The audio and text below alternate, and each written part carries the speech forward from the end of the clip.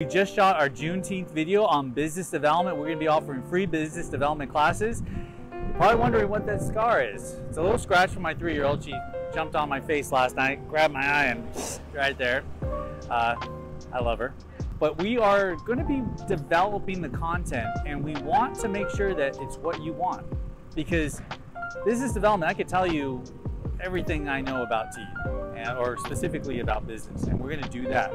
But we also want to get your feedback. Any questions, any comments that you might leave would really help us out. Might be topics, you want to understand how to get around IRS, how to get funding.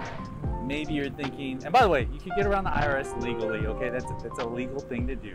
We are going to be creating content from now to the end of the year, so you'll see the scar hopefully disappear, and this little buddy guy, I'm going to let this grow to the end of the year. It's June 19th, 2024, so you'll get another 6 months of this baby right here. We'll see how it goes. Creating business development content. All right, look forward to the next 6 months.